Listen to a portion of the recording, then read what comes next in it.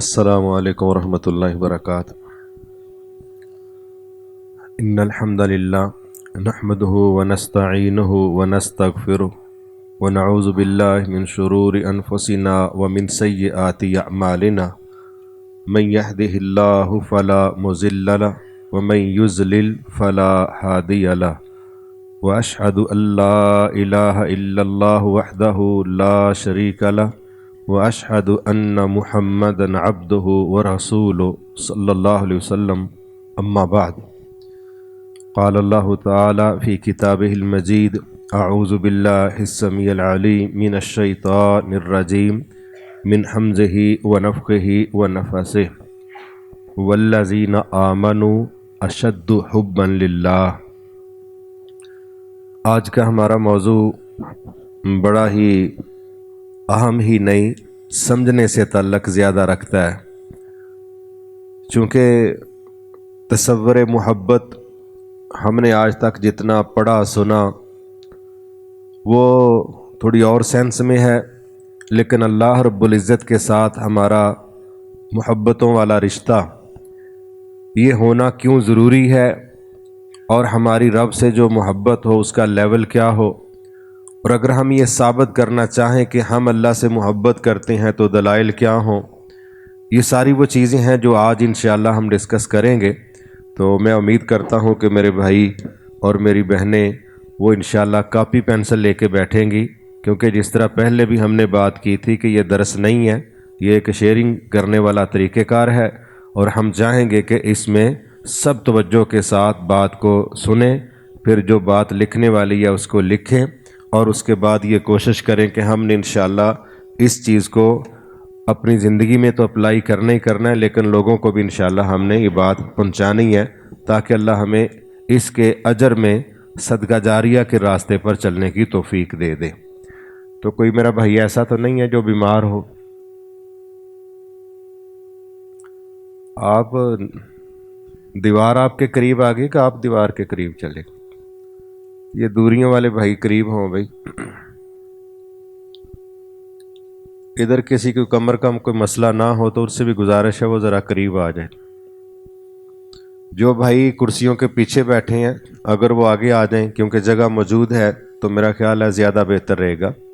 کرسیوں کی بیک پہ بیٹھنے کی بجائے اگر بھائی آگے آ جائیں تو زیادہ فائدہ ہوگا۔ اللہ آپ کو برکت دے۔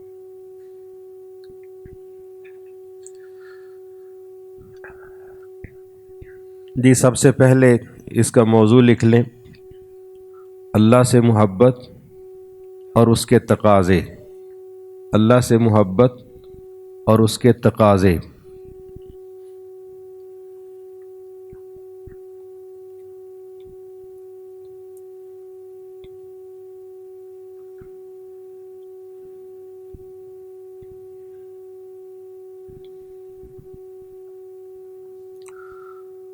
ایک نقطہ لکھ لیں کہ انسانی زندگی میں جو چینج آتی ہے بالخصوص وہ دو احساسات کی وجہ سے آتی، ایک محبت اور دوسرا خوف۔ محبت اور خوف یہ دو ایسے جذبے ہیں جو بندے کی رائے پر بڑا گہرا اثر مرتب کرتی ہیں۔ اچھا فیصلہ بھی بندہ کر سکتا ہے، غلط بھی کر سکتا ہے۔ تو محبت اور خوف یہ دو ایسے جذبے ہیں جو انسان کی قوت فیصلہ پر بڑے گہرے اثرات مرتب کرتے ہیں۔ تو اس لیے ضروری ہے کہ جذبہ محبت کو بھی مینج کیا جائے اور جذبہ خوف کو بھی مینج کیا جائے، کیونکہ بے لگام محبت بھی ایکسیڈنٹ کروا دیتی، اور بے لگام خوف بھی بندے کو زندگی میں وہاں کھڑا کرتا ہے کہ جہاں تنہائی کے سوا، ناکامی کے سوا کچھ نہیں ہے۔ تو یہ دونوں چیزیں جو ہیں یہ ہماری اللہ کے ساتھ جڑی ہوئی ہیں، جیسا کہ اللہ تعالیٰ نے قرآن مجید میں ایک جگہ فرمایا، تتجافى جنوبهم عن المضاجع يدعون ربهم خوفا وطمعا۔ میرے بندے وہ ہیں کہ جن کے پہلو بستروں سے جدا رہتے ہیں اور وہ مجھے پکارتے ہیں خوف کے ساتھ بھی، لالچ کے ساتھ بھی۔ تو گویا لالچ کا تعلق بھی ہمارا جنتوں کی شکل میں اللہ کے ساتھ ہے، یہ محبت والی شکل، اور خوف بھی ہے کہ کہیں اللہ ناراض ہو کے عذاب نہ دے دے۔ تو یہ دونوں جو رشتے ہیں خوف اور لالچ کا یا خوف اور محبت کا، یہ اللہ کے ساتھ ہمارا کیسا ہونا چاہیے اس پر ہم بات کریں گے، لیکن انسانوں کے ساتھ بھی ہمارے یہ دونوں رشتے مینج ہونے چاہیے، بے لگام نہیں ہونے چاہیے۔ تو سب سے پہلی چیز اس میں سمجھنے والی یہ ہے کہ اللہ سے محبت کرنا ہمارے ایمان کا بنیادی جز ہے، حصہ ہے، واجب ہے، ضروری ہے۔ اگر ہم اللہ سے محبت نہیں کرتے تو پھر ہم ایمان کی لذت سے محروم رہ جائیں گے، اور اس کی دلیل یہ ہے کہ رسول اللہ صلی اللہ علیہ وسلم نے فرمایا،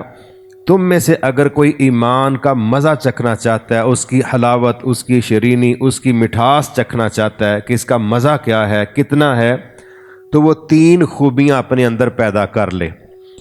سب سے پہلی خوبی یہ ہے کہ وہ سب سے زیادہ محبت اللہ اور اس کے رسول سے کرے صلی اللہ علیہ وسلم۔ یہ پہلا جز ہے۔ جس نے ایمان کا مزہ لینا ہے نا، جو کہے کہ ہمیں چونکہ مزہ کم آتا ہے کیونکہ ہم اس اسٹینڈرڈ پر پورا نہیں اترتے،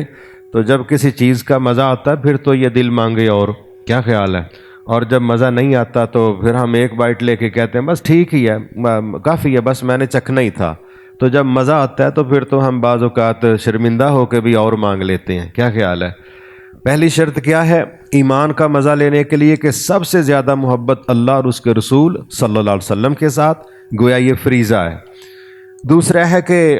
اگر انسانوں سے بھی تعلق ہے، اللہ ہی کے لیے محبت ہے اور اللہ ہی کے لیے نفرت ہے، گویا کسی کو کچھ دینا ہے تو اللہ کی وجہ سے، نہیں دینا تو بھی اللہ کی وجہ سے۔ اور تیسری چیز ہے کہ اگر تمہیں کوئی کفر کی طرف بلائے تو اتنا برا سمجھنا، اتنی تکلیف محسوس کرنا،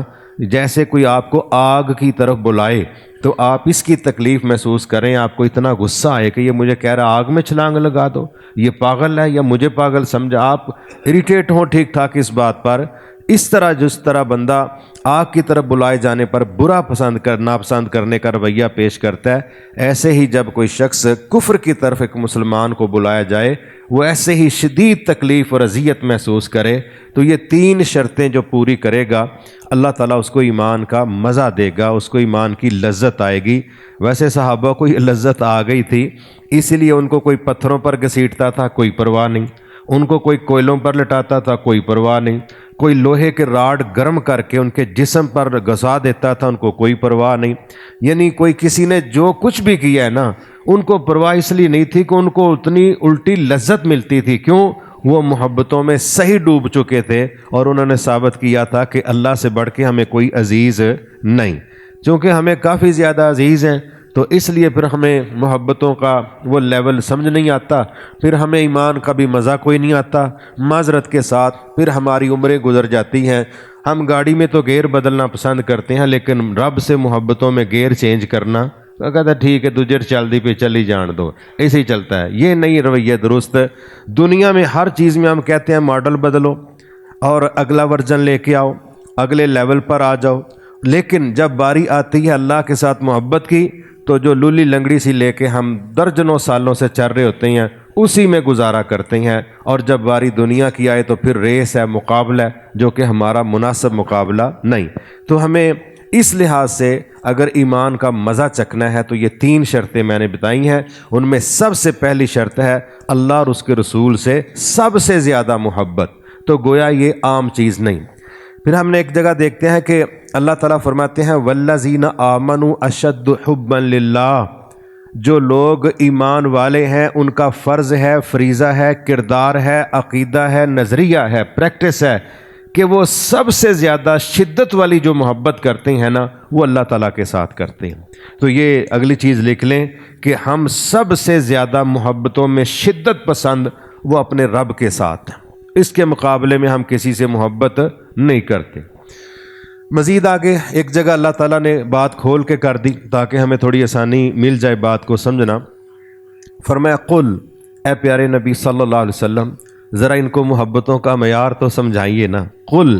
ان کان آباؤکم و ابناؤکم و اخوانکم و ازواجکم و عشیرتکم و اموال اقترفتموها و تجارت تخشون کسادها و مساکن ترضونها احب الیکم من اللہ वरसूलिही व जिहादन फ़ी सबीलिही फ़तरब्बसू हत्ता यअती अल्लाह बिअम्रिही वल्लाहु ला यहदिल क़ौमल फ़ासिक़ीन।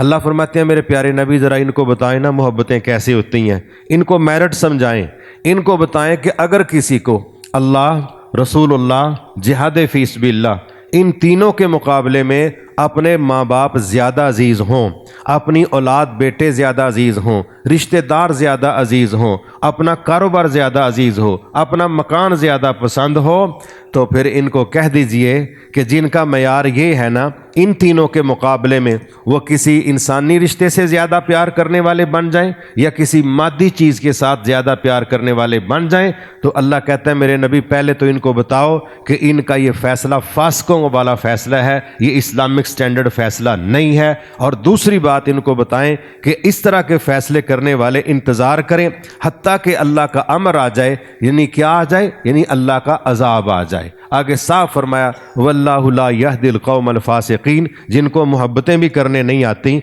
ऐसे लोगों को हम हदायत ही नहीं देते। अगर कोई चाहता है कि मैं हदायत याफ्ता बनूं, उसको साबित करना पड़ेगा कि मेरे माँ बाप बाद में हैं, मेरी औलाद बाद में है, मेरी बीवी बाद में है, मेरे रिश्तेदार बाद में है, मेरा बिजनेस बाद में है, मेरा मकान बाद में है, हर चीज़ बाद में है। सबसे पहले मेरा रब है, मेरे रब का रसूल है, मेरे रब का हुक्म जिहाद है। इसके बाद कोई रिश्ता है वो दुनिया का हो, मादियत का हो या मेरे रिश्तेदारों में से हो, जिसका ये स्टैंडर्ड होगा उस पर अल्लाह हदायत भी नाज़िल करेगा।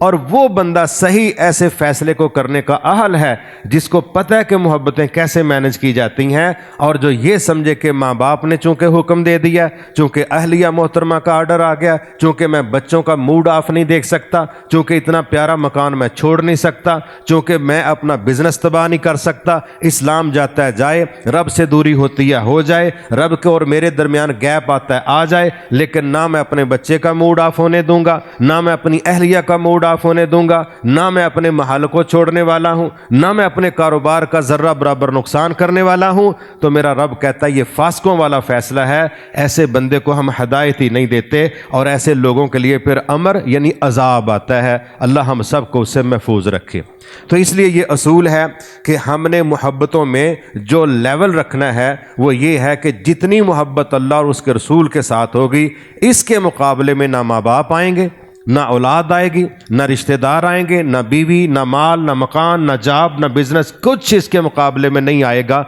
और अगर कोई खड़ा करेगा तो उसका फैसला तबाहकुन होगा, हत्ता कि वो रब से दूरियों के नतीजे में बहुत कुछ भुगतेगा। इसलिए मैंने ये 3-4 बातें शॉर्टली बता दी हैं कि अल्लाह के साथ मोहब्बत हमारा अकीदा है, सबसे ज़्यादा मोहब्बत अल्लाह से करना हमारा फरीज़ा है, ये ईमान का तकाज़ा है, ये ईमान का मज़ा लेने के लिए ज़रूरी है, और रब के मुकाबले में हम किसी से उस जैसी मोहब्बत करने के बिल्कुल किसी और को ये हक़ नहीं दे सकते।